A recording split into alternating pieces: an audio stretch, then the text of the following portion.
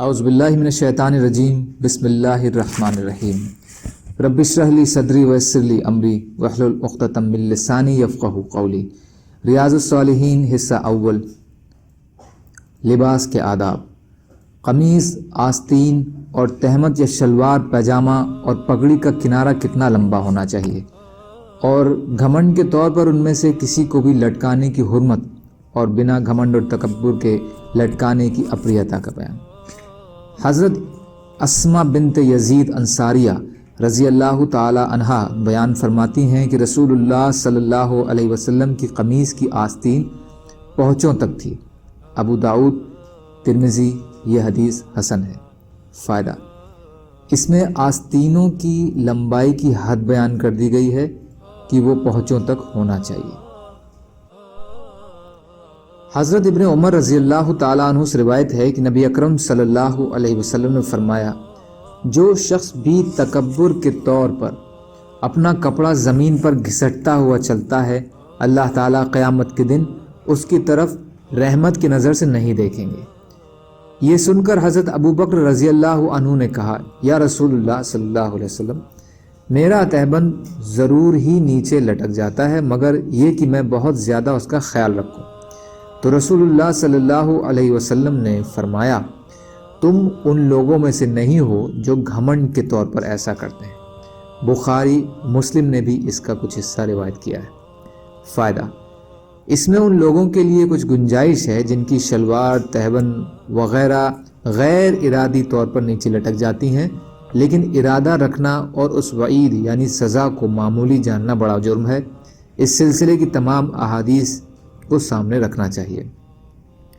حضرت ابو ہریرہ رضی اللہ تعالیٰ عنہ سے روایت ہے کہ رسول اللہ صلی اللہ علیہ وسلم نے فرمایا، اللہ تعالیٰ روز قیامت اس شخص کی طرف نظر رحمت سے نہیں دیکھیں گے جو اپنا تہمت گھمنڈ کے طور پر لٹکاتا اور گھسٹ کر چلتا ہے۔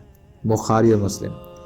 فائدہ: بطر کے معنی ہے اللہ کی نعمتوں کا انکار کرنا اور ان پر اس کا شکر ادا نہ کرنا، جس کا لازمی نتیجہ اترانا اور گھمنڈ کرنا ہے، جس کی ایک علامت لباس کے ذریعے سے ظاہر ہوتی ہے کہ وہ کپڑا زمین پر گھسٹتا ہوا چلتا ہے۔ حضرت ابو ہریرہ رضی اللہ تعالی عنہ سے ہی روایت ہے کہ نبی اکرم صلی اللہ علیہ وسلم نے فرمایا، تہمت وغیرہ کا جو حصہ ٹخنوں سے نیچے ہوگا تو وہ آگ میں ہوگا۔ بخاری۔ فائدہ: یوں تو یہ مطلب ہے کہ ٹخنوں سے نیچے لٹکنے والا کپڑا جہنم میں ہوگا، لیکن جب کپڑا جہنم میں جلے گا تو کپڑے والا تو اور بھی جہنم میں جائے گا۔ اسی لیے منقول ہے کہ حضرت نافع سے پوچھا گیا تو انہوں نے جواب میں فرمایا کہ کپڑوں کا کیا گناہ ہے؟ مراد انسان کے قدم ہیں جو آگ کا ایندھن بنیں گے۔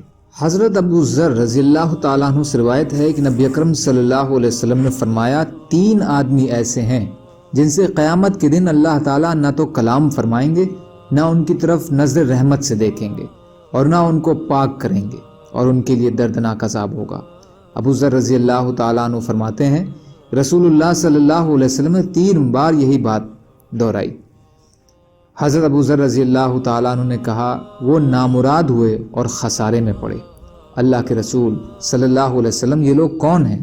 آپ صلی اللہ علیہ وسلم نے فرمایا، ٹخنوں سے نیچے کپڑا لٹکانے والا، احسان کر کے احسان جتلانے والا، اور جھوٹی قسم کھا کر اپنا سامان بیچنے والا۔ مسلم شریف۔ اور مسلم شریف کی ایک اور روایت میں ہے کہ اپنا تہبند یا شلوار، پیجامہ ٹخنوں سے نیچے لٹکانے والا۔ فائدہ: اس سے یہ معلوم ہوا کہ اوپر لکھے گئی تینوں کام بڑے گناہ کے ہیں، لیکن بدقسمتی سے مسلمان سماج میں یہ تینوں گناہ عام ہیں۔ اللہ تعالیٰ مسلمانوں کو اپنی عملی کوتاہیوں کی اصلاح کی توفیق عطا فرمائے، اور ہم سب کو کہنے سننے سے زیادہ عمل کی توفیق عطا فرمائے۔ اور مظلوم کشمیریوں، فلسطینیوں اور دیگر ممالکوں میں جہاں بھی مسلمان پریشان حال ہیں، یا اللہ آپ ان کی مدد فرمائیے، اور ہم کو بھی اپنی استطاعت کے بقدر اپنا حق ادا کرنے والے بنائیے، آمین۔ سبحان اللہ وبحمدہ، سبحانک اللہم وبحمدک، اشہد ان لا الہ الا انت، استغفرک واتوب الیک۔ سبحان ربک رب العزت عما یصفون وسلام علی المرسلین والحمد للہ رب العالمین برحمتک یا ارحم الراحمین لا الہ الا اللہ محمد رسول اللہ